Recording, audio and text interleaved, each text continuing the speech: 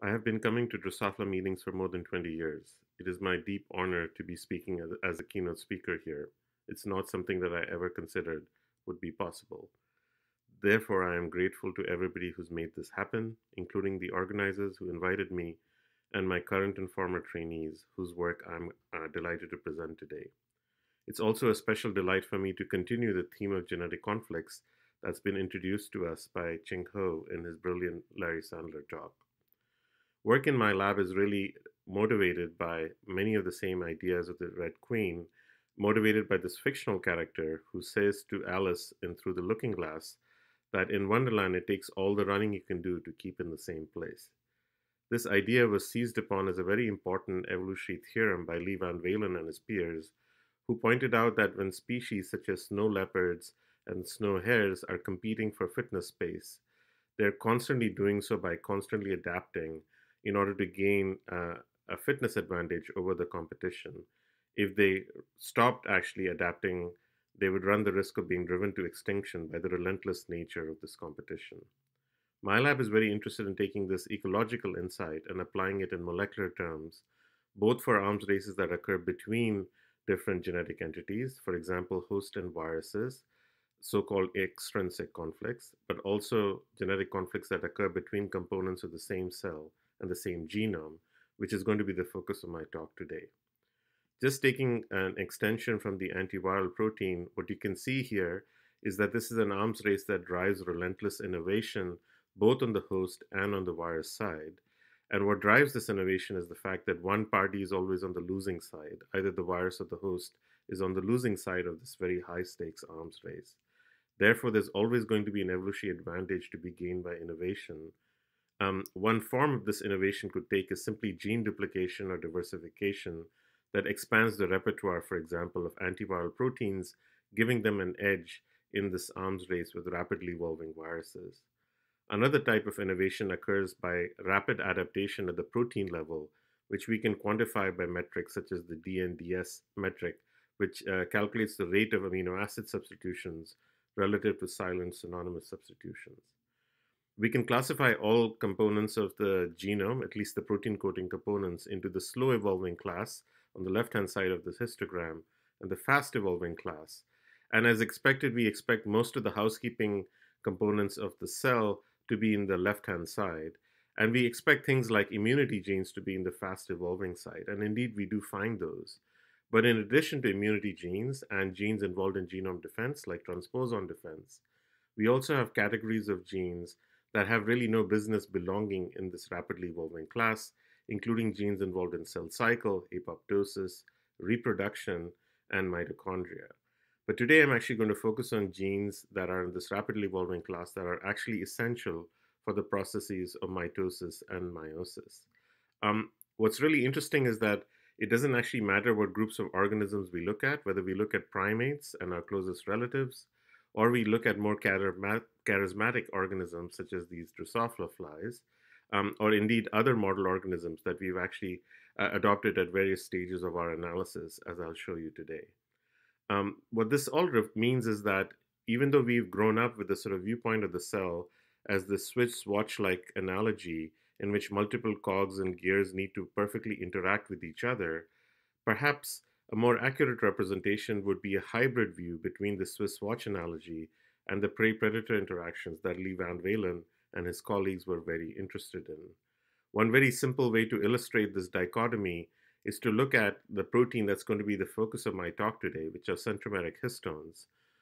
Unlike canonical histones, which package most of the chromosomes, centromeric histones are exclusively found in the centromeric regions, which are these pinch points in the chromosomes that mediate chromosome segregation.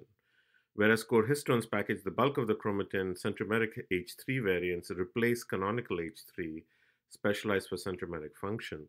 And whereas core histones are completely conserved in evolution, centromeric histones are very rapidly evolving, in fact, among the most rapidly evolving protein coding genes in many plant and animal genomes. Why is it that something so essential in chromosome function is actually subject to this kinds of arms race, especially once we consider that a typical multicellular organism goes through hundreds of millions of such mitoses over the course of their lifetime, and they all need to be perfectly policed in order to ensure an equal outcome. In order to really consider this, we considered the three steps of chromosome segregation that could be driving this process, and I'll talk about each of these in turn today. The first step is, of course, genetic conflicts that could occur during chromosome segregation, a la in mitosis, which typically is the chromosome segregation process that most of you think about when you're considering what kinds of defects could ensue. Now, for the longest part in my career, I really considered mitosis to be a relatively boring process evolutionarily, because there was not really a lot of possibilities for genetic conflict, since the end products of mitosis are two daughter cells that are genetically identical to each other. That all changed when a very enterprising graduate student came to my lab and pointed out that in addition to the core chromosomes, there were also these episomal or extra chromosomal elements that were often vying for evolutionary success during mitosis, and perhaps these could be a source of genetic conflict. This was Michelle Hayes, who was a graduate student in my lab, who pointed out that the 2-micron plasmids were just an example of such a parasite that could hijack mitosis in order to propagate itself. These are actually very prevalent parasites in budding yeast. They undergo replication and segregation in order to propagate themselves in natural populations. They can impose a fitness cost of nearly 1 to 3% in wild strains, yet they're actually largely conserved in wild Saccharomyces cerevisiae strains. Michelle found that they were naturally lost in only 3 out of 60 wild strains that she sequenced. She considered the possibility that this could be a stochastic loss, but there was also the other possibility that this could be because of some genetic defense mechanism that was rare and therefore only preserved in a few strains out of the many that she had sampled. In order to distinguish between these possibilities, she created a reporter plasmid in which she took the 7 kilobase 2-micron plasmid and engineered 2 reporter genes, both a G418 drug resistance marker as well as a GFP marker. Using G418, she could actually preserve the 2-micron, and then upon release from G418, she could actually ask, how did the 2-micron propagate in the absence of selection? So for example, by comparing what happens to the plasmid populations in terms of GFP intensity in the presence or absence of G418, she could ask how hospitable or inhospitable the different yeast strains were in terms of their propagation of 2 microns.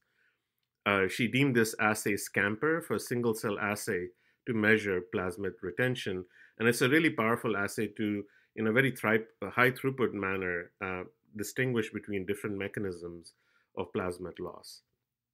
Using such an assay, she actually figured out that 2-micron plasmids are actually highly unstable in a small fraction of Saccharomyces cerevisiae strains.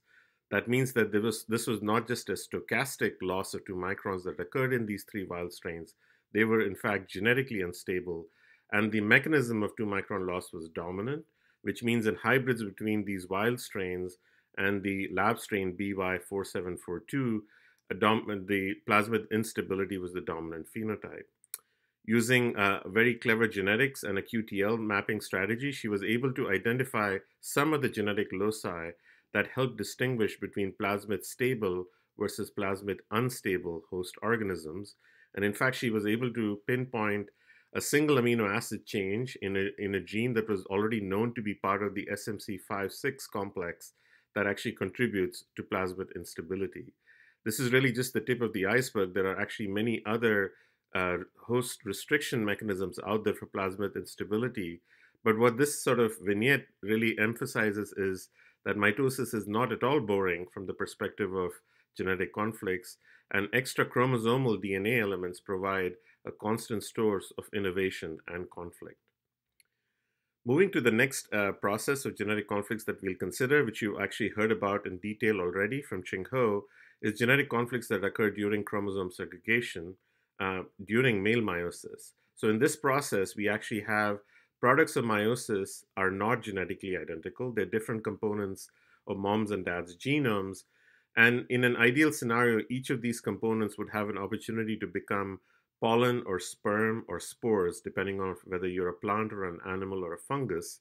But as you know, biology is a lot more interesting, and the red chromosome could encode a toxin that prevents the maturation of the purple chromosome bearing gametes, such that they are not allowed to actually go through to the next generation. This creates an enormous advantage for all the loci that are genetically linked to the toxin loci on the red chromosome. Things are, of course, very dire for everything related to the purple chromosome, but you can also imagine that things are quite dire for the rest of the genome because they've just dropped 50% of their male fertility because of the selfish action of a single gene. Thus, we fully expect that the rest of the genome will acquire suppressors, and we've seen a very good example of that already, to prevent the selfish action of this gene. It's very important to emphasize that this is technically cheating that occurs after chromosome segregation. You do not actually subvert meiosis, but you actually distinguish between the products of meiosis to decide who's going to be successful versus not. This means that there is actually a really interesting arms race that could play out between drivers and suppressors in real time. And Steve Frank and Hurston Palmakovsky actually hypothesized that this process could occur rapidly enough that you could imagine that two separated populations from one species could separately acquire their own drivers and suppressors, such that if you were to now bring back these populations into sympatry, you could actually inherit these drivers only without inheriting their suppressors, particularly if the drivers happen to be on the sex chromosomes, as is usually the case. This would imply that you'd basically have unfettered drive leading to hybrid sterility, and this could be a mechanism of speciation. Although when it was initially proposed, this was met with a lot of uncertainty, let's say. This has actually become the well-accepted model for how a lot of reproductive isolation could actually arise. In my lab, this paradigm was really directly tested by Sarah Zanders, who was a former postdoc in the lab, who's really struck by an observation made by Amar Klar's lab, who had looked for genetic differences between the lab strain that is used in the lab for studying meiosis, Schizosaccharomyces pombe, which is actually really the yeast used to brew African banana beer, versus a very close relative, almost a strain of S. pombe called S. kombucha, which is a fungal constituent of the kombucha tea that is quite prevalent in many parts of the US. These two strains are 99.5% identical at the nucleotide level, and yet Amar Klar's lab had actually shown that hybrids between these are essentially sterile. Given this very high degree of nucleotide identity, we estimated that this speciation event must have occurred within the last 3,000 years of evolution, making it a very cool system to study how this reproductive isolation first arose. Sarah actually showed that in fact meiosis was significantly screwed up in these hybrids, whereas in pure species diploids, the asci formed are beautiful and give rise to these nicely rounded spores. In hybrid diploids, the asci actually give rise to these very crumpled spores, and in most of the cases, these spores are not viable. There is between a 20 to a 25-fold lower viability of spores from these hybrid diploids. This led to the question about how hybrid sterility could have evolved so quickly, and Sarah quickly figured out that this was a two-part answer, which she described in two really nice papers. The first part was actually chromosomal rearrangements that meant that recombination between different chromosomes would lead to the lack of inheritance of essential genes. But the more interesting answer came that even if we were to cure these chromosomal rearrangements, there was still hybrid sterility that was actually caused by meiotic drive alleles encoded by a new multigene family that had been previously described but functionally uncharacterized, called the WTF multigene family. The WTF stands for with TF retrotransposons, which are the common retrotransposons of fission yeast genomes. So to summarize a lot of work that Sarah did, if we were to take Schizosaccharomyces kombucha chromosomes, which both have the WTF4 allele of one of these genes, which was actually the first driver gene that Sarah characterized. In this case, we have 100% spore viability and no meiotic drive.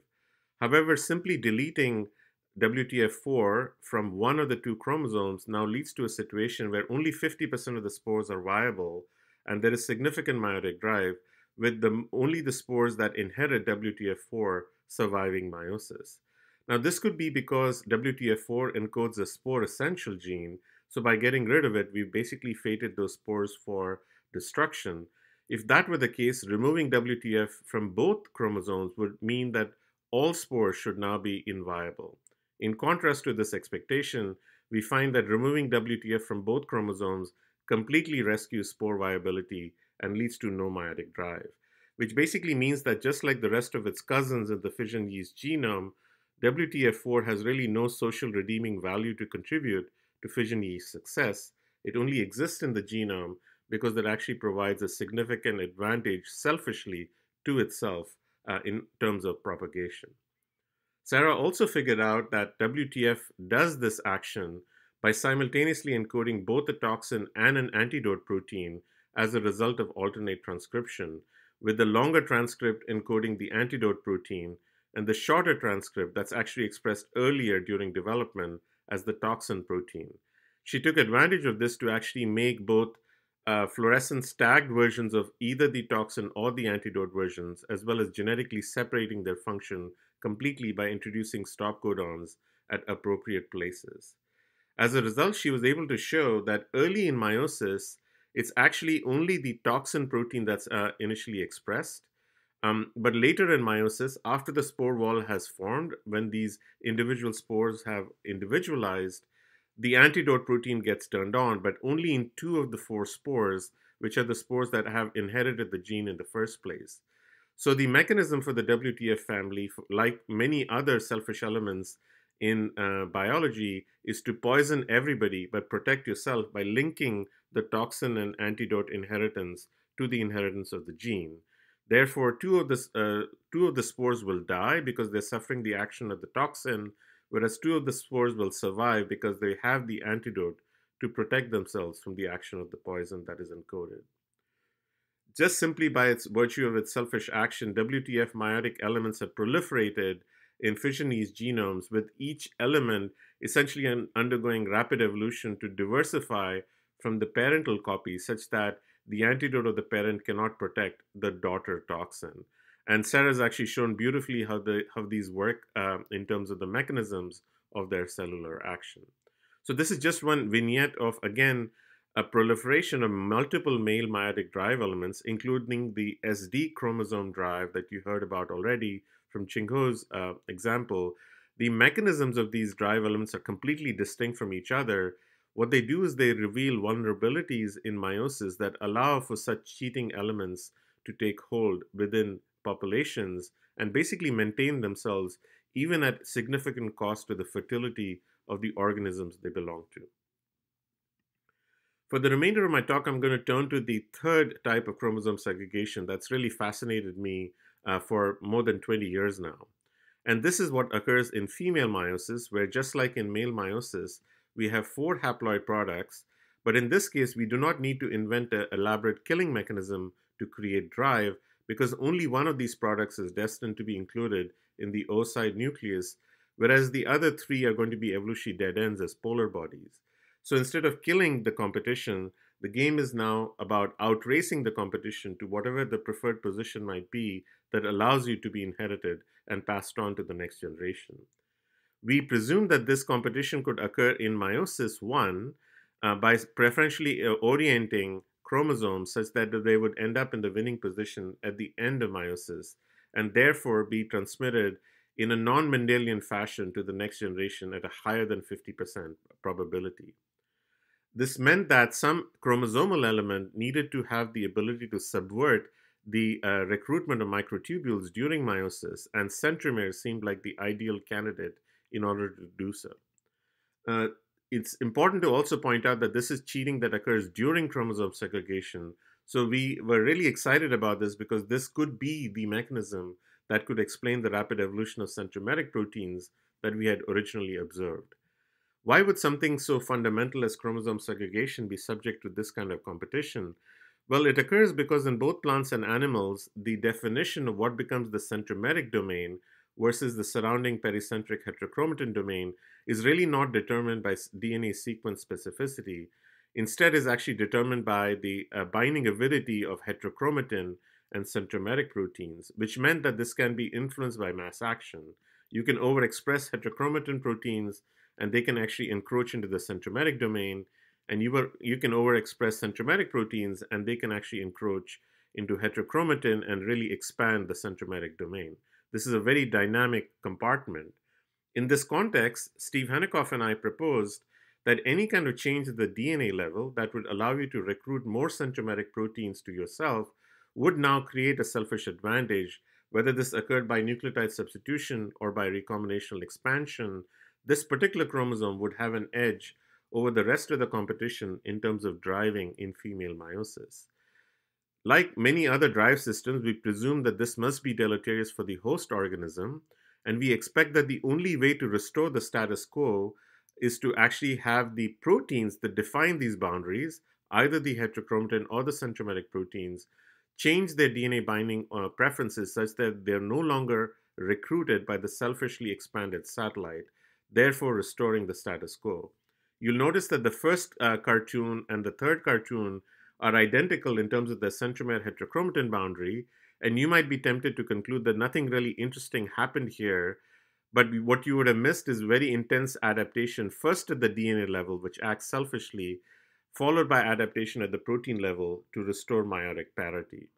The analogy can be stretched to that between a pathogenic virus that invades a host population by binding some sort of host protein, and then the host restores its fitness by moving away from this binding affinity. In this case, the centromeric DNA is the parasite, and the immune protein are the centromeric proteins that move away from the binding affinity. Of course, what's interesting is that for every other step of cell division, the centromeric DNA and proteins are perfectly good collaborators with each other, but this particular asymmetry makes them competitors and antagonists of genetic conflict. What's really interesting is that even though this was a completely theoretical model called Centromere-drive that was proposed by Steve and myself, many elements of the first step of the model have now been shown to be the case through elegant studies that Mike Lamson and his colleagues have done using mouse Robertsonian chromosomes, such that indeed expansions of centromeric DNA can recruit more centromeric proteins, and these can actually directly translate to meiotic success. What is less clear, though, is what is the deleterious effect of this expansion that leads to the rapid evolution of centromeric proteins? So this is the question that we would like to answer is, what are the driving forces that lead to the rapid evolution of, for example, centromeric histone H3 molecules, which despite being essential for chromosome segregation, are subject to very rapid evolution? To answer this question, Ida de la Cruz and Emily Kohler, who are two technicians in the lab, decided to revert the rapid evolution of centromeric histones to an ancestral state, hoping that that would now unleash some sort of deleterious effect that would tell us what drove the rapid evolution of these proteins in the first place. So by reversing SID evolution, SID is the Drosophila version of centromeric histone H3, we hope to really understand what were the deleterious impacts that led to the rapid evolution of SID in the first place. In order to do so, we took advantage of the fact that there are a number of sequence strains of Drosophila melanogaster, as well as closely related species, Drosophila similans and Drosophila jacoba. And using their sequences, we could not only make versions of Drosophila similans that could be correctly expressed in melanogaster, but also reconstruct the melsim ancestor and introduce those genes back into melanogaster. Once these genes were constructed and synthesized, we could now bring them back into the endogenous SID locus through the awesome power of CRISPR-Cas9 mutation. Each of these genes has been flag tagged in order to facilitate cytology, but you can see that the genes are either completely identical to melanogaster, these are all recoded to ensure equal codon bias, or they're 21 amino acids different because that's actually the similans version of the protein, or the ancestral version of the protein, which is halfway, so only about 11 amino acids different from the endogenous melanogaster gene. Before I show you the results of the experiments, worth considering that it was important to think about what could possibly go wrong here. Possibility number one was that there would be something that went wrong in mitosis. We actually did not favor this possibility because in mitosis, we always have genetic twins going up against each other in the process of chromosome segregation. We, of course, favored that something in meiosis would go wrong. Female meiosis was the reason such asymmetries might arise in the first place. But because male meiosis is symmetric, we wondered whether male meiosis would actually show the brunt of the defects resulting from reversing SID evolution.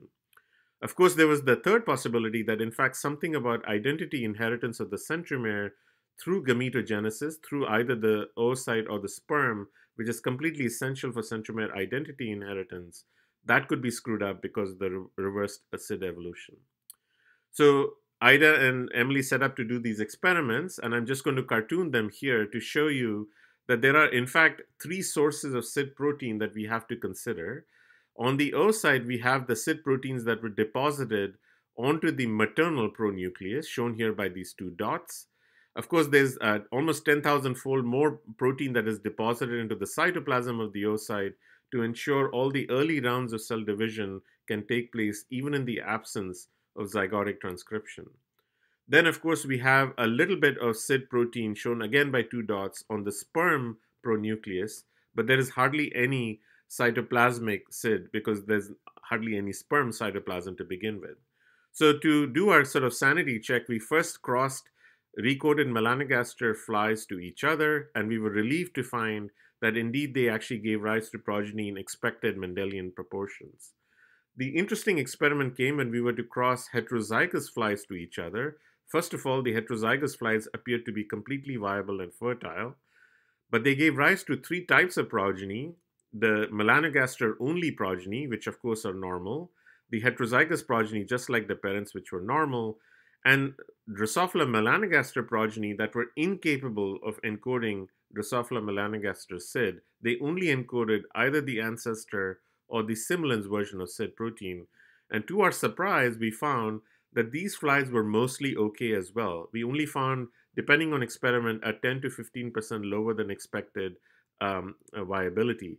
Now, I just want to point out that these flies do have some other defects which we are uncovering, including the fact that they're highly sensitive to changes in temperature, suggesting that they're really poised on the teeter-totter for viability. Nonetheless, this was a very good result for us because we were able to now get adult flies that were encoding the wrong version of the SID, and so we could therefore assess what was the impact of encoding the wrong version on fertility. So to do that, we again did the same kinds of experiment, but this time crossing melanogaster SID encoding females to ancestor encoded males. So remember now, these males are encoding entirely the wrong version of the SID. And so if my hypothesis that male meiosis should be screwed up is correct, this cross should not be successful. In fact, this cross was perfectly successful. We got exactly the right number of progeny as we would expect, suggesting that even though these males are encoding the wrong version of SID, they're completely fertile, suggesting that male meiosis and centromere identity inheritance is perfectly normal. What about the reciprocal cross? Now, in this cross, the vast majority of the SID protein is of the wrong type because there's hardly very small amounts of protein from melanogaster coming in from father. But again, in this cross, these crosses were perfectly successful. This meant that despite encoding the wrong version, the male and female flies encoding either the ancestor or the similans SID were perfectly fertile. This is, of course, a slightly depressing outcome because we were hoping to see some sort of defect by reversing SID evolution, but so far, what we had simply seen is a small defect in viability and nothing else. Until, of course, we were reminded that we had not actually done one final cross, which is to cross the females, which are perfectly fertile, that encode the wrong version of the SID, to males that encode the wrong version of the SID. And when we did these crosses, what we found was that no successful progeny were produced. No adults were produced at all. And this is an example of what that data looks like over here, where when we were to cross melanogaster recoded flies to each other, we typically get hundreds of progeny, just what you'd expect for a very nice melanogaster cross. But when we do the same experiment with the ancestor cross to each other, we barely get any progeny, and these progeny do not survive for the next generation, which means that the strain cannot really be established. Interestingly, with the similans crosses, we never see any progeny, suggesting that that defect is even more severe than with the ancestor. So what that means is that we have the first direct evidence that the ancestor or similan SID cannot support the viability of melanogaster embryos. There is a mismatch either with the DNA or some protein component of the melanogaster embryos.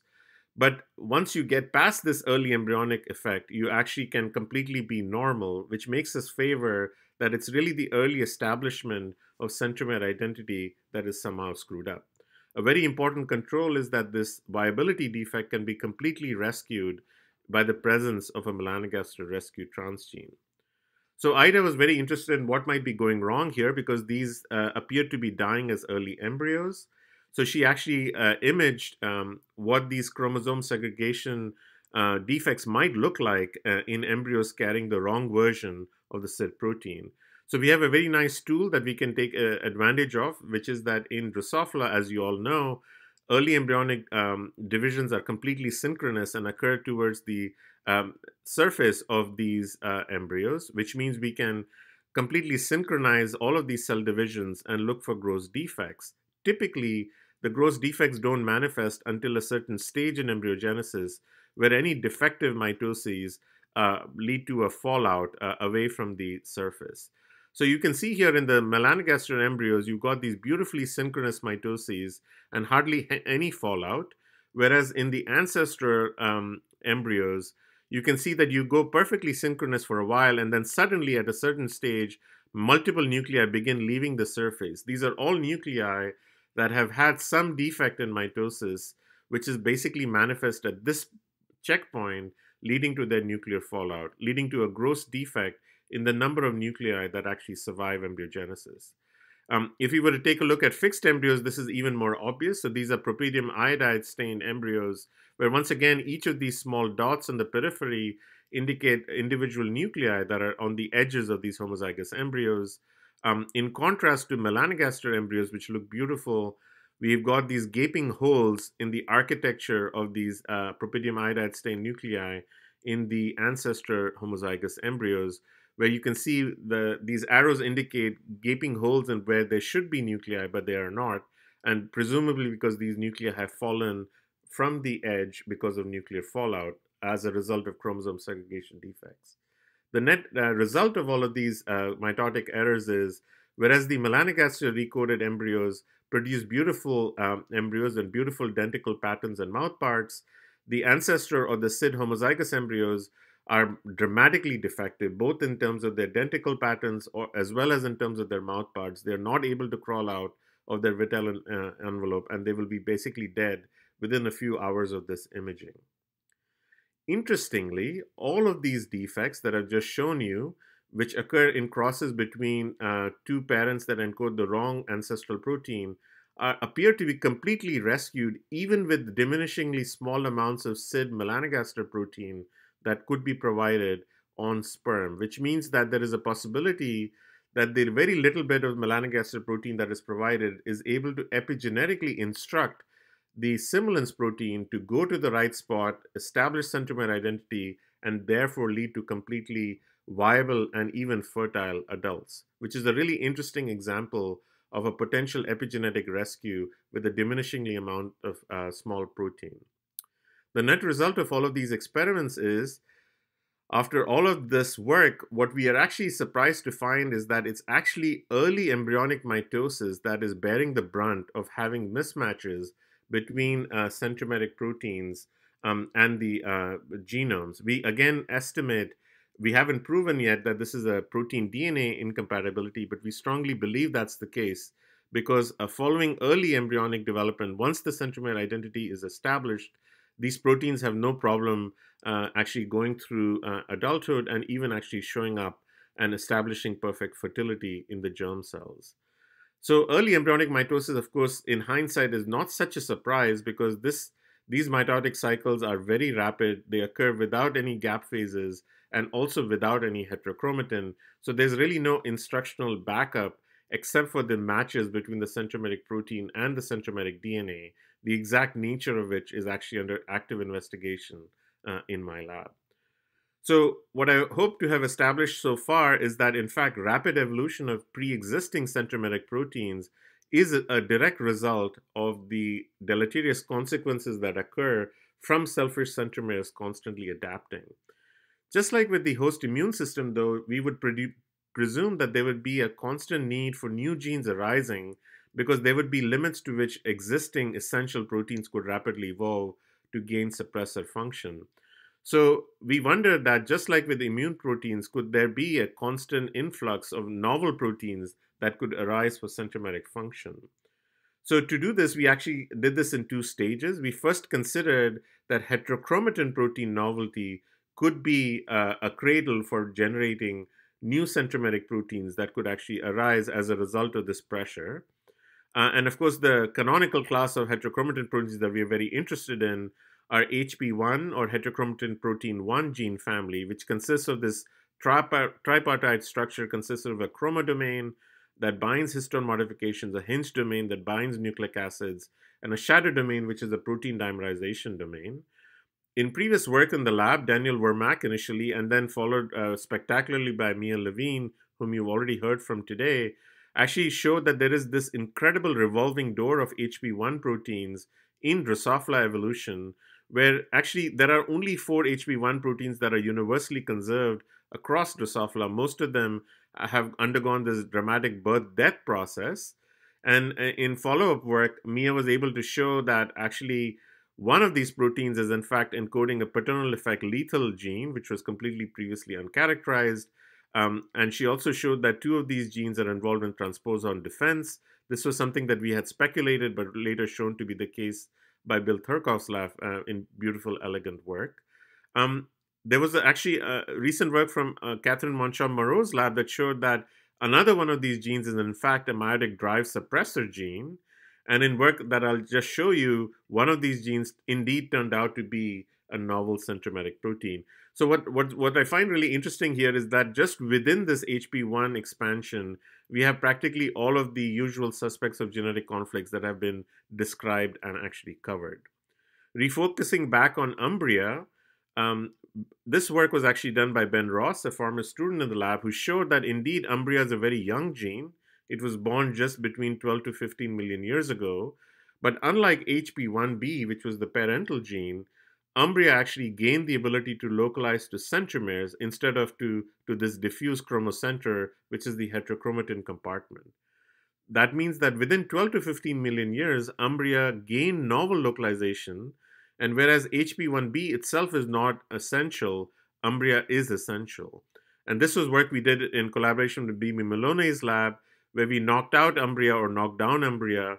And in knockdown cells, you can see that in controlled double-stranded RNA, we got these beautiful mitoses that occurs in S2 cells, whereas in knockdown of Umbria, we have these dramatic defects in chromosome congression and segregation. And embryos that lose Umbria are completely dead, again, at the embryonic level.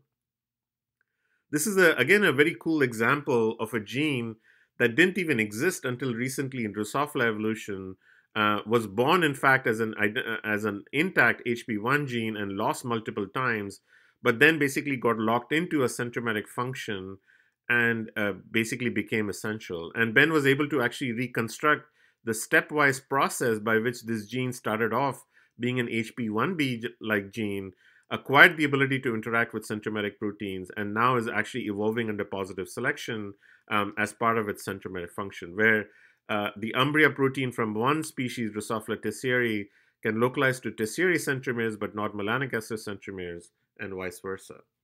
This means that even for essential functions like centromeric function, there's actually an essential constant turnover of these proteins, which actually beautifully fits with predictions that were made by pioneering work from Magnon Long's lab, which had shown that actually young genes are just as likely to become essential.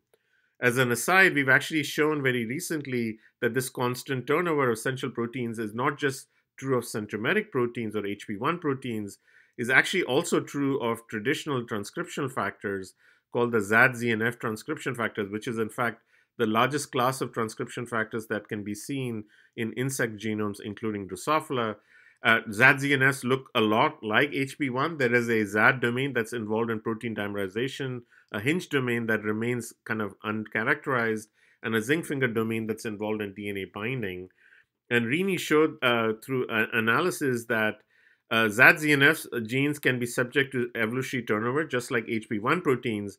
But in fact, the ones that are subject to evolutionary turnover are just as likely to be essential as the ones that have been deeply conserved in Drosophila. Even more surprisingly, the ZAD-ZNF genes that are actually evolving under positive selection or under rapid evolution are in fact more likely to encode essential functions, and many of these rapidly evolving genes localize to heterochromatin, suggesting again that heterochromatin function begets rapid evolution, and this rapid evolution is actually essential for the viability of the organism. This turning to centromeric protein novelty, sort of the other category of genes that could be potentially important for gaining new centromeric proteins. This was work done by Lisa Kursell, again a former graduate student in the lab. And Lisa, even though animals were believed to actually have very rarely undergone centromeric histone duplication, Lisa actually found that in Drosophila, the SID protein has actually undergone at least 4 independent duplications, giving rise to 4 independent SID genes over the course of just this time. We've recently discovered that there are potentially 2 other SID duplications that have occurred over the course of Drosophila evolution. So this has actually happened over and over. By focusing on cytological studies of Drosophila virilis, Lisa has actually come up with a beautiful model in which she showed that in fact the ancestral ortholog, SID1, is the only version that is expressed in somatic tissues. But in the germline, something very curious happens where both proteins end up being expressed, but only the ancestral protein is retained in oocytes, and only the young paralog SID5 is retained in sperm. Following fertilization, SID5 is rapidly replaced by SID1 to again reestablish the soma that is entirely dependent on SID1. This means that Drosophila virilis and perhaps other Drosophila have basically preserved a centromeric histone duplicate exactly for the function exclusively in sperm function to define sperm centromeres, which is a remarkable example of specialization of this kind of sperm function. Just like centromeric histone duplications can occur, Ines Drinenberg, a former postdoc in the lab, showed that even though they are essential in most eukaryotes, these essential centromeric histones can also be lost.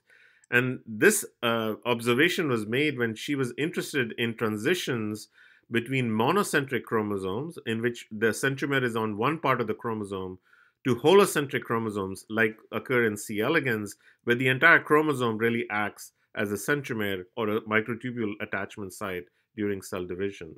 In fact, insects are a great model system to study this transition between monocentric and holocentric chromosomes. It's always in that particular direction. Monocentric is always ancestral to holocentrics.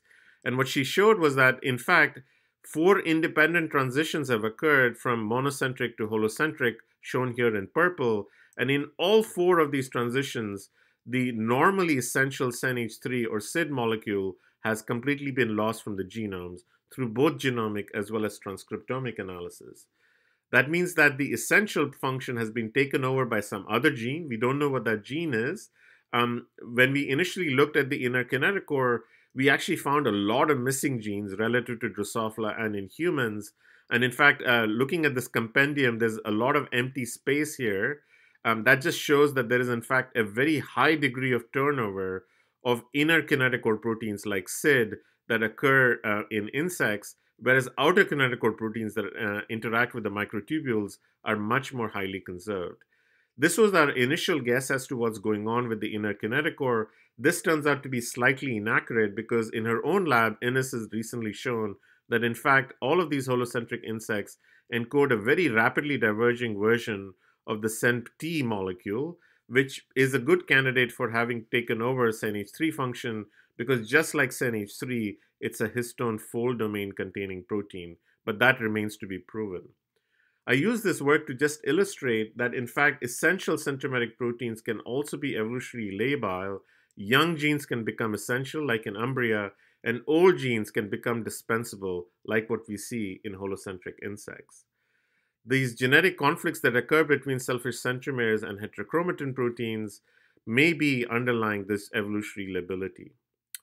Finally, just like any good evolutionary biologist, I'm really interested in whether this arms race between centromeric proteins and DNA could itself give rise to speciation or reproductive isolation because of rapid incompatibilities that occur in the protein-DNA interactions. And supporting this model, at least five out of the eight known animal hybrid incompatibility genes that have been mapped are either some sort of heterochromatin DNA or heterochromatin binding proteins themselves. In previous work in the lab, we've actually focused on two of these genes. The Odysseus gene that was initially identified by Chao Ti Ting in Chengyi Wu's lab was shown to be, in fact, a heterochromatin binding protein, even though it was derived from a transcription factor. And in recent work in my lab, Nitin Fadnis, who was a postdoc in my lab, actually showed that a missing gene involved in cell cycle checkpoint control called GFZF, or suppressor of killer of prune, is also involved in speciation. Incidentally, Nitin was also identified the overdrive gene, which has been shown to be important for meiotic drive. This is really important because this actually suggests that there might be some common mechanisms by which hybrid incompatibility or speciation genes, so to speak, that dictate the hybrid sterility or hybrid inviability might in fact be arising from conflicts that occur within this dark matter of the genome, the so-called sort of heterochromatin. So this is a figure that Josh made as a putative cover article. Of course, it went nowhere, where the sort of image of Darwin sort of arises from one of these heterochromatic specks in the genome. So that's all the science I have to tell you about today.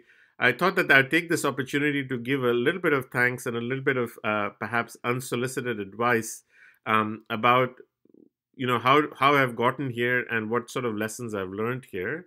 The very, very big important lesson, of course, is that mentors matter. Early mentors matter even more. My journey into biology really started from a very generous professor, Professor Rao, who really sort of coached me in molecular biology, even though I was not a student even in his department. And he really made me believe that I could pursue a PhD in biology, even though I had really no business in doing so. But he was sort of able to convince me, both by his generosity as well as by just sort of overcoming my sort of imposter syndrome. I'm also very, very grateful to Tom Eichbush, who was my PhD advisor, who really taught me a lot of really cool things, like to be really disciplined in my research and be rigorous and try to be successful, but don't be a jerk. Very important lessons that you can actually be successful without being a jerk. And it's really important to try to maintain a work-life balance between the lab as well as between family. He didn't really ever have any problems with the prioritization in his lab, and that was something that I really deeply admired. And then my postdoc advisor, Steve Hanekoff, who's also one of my colleagues and one of the main reasons I stayed at the Hutch to start my own lab. The most amazing thing about Steve was that he said that I have your back no matter what, whether you're going out on a limb and proposing a new theory of speciation or a new theory of centromere evolution. He's like, well, I've been wrong before and I'll be wrong again. But if you have a really cool idea, just go for it, and I will basically back you up 100%. And really for the first time, I was in a lab in which all the trainees, the graduate students and the postdocs, were really treated like junior colleagues, and that's been a really important inspiration for my own lab as well.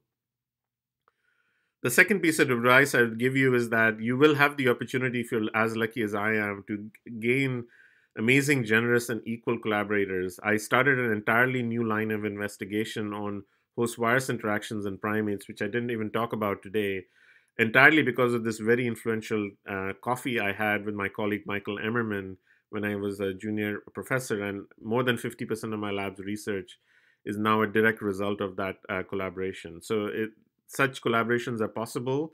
They're indeed even likely, and I would really say it's a good idea to seek them out when possible.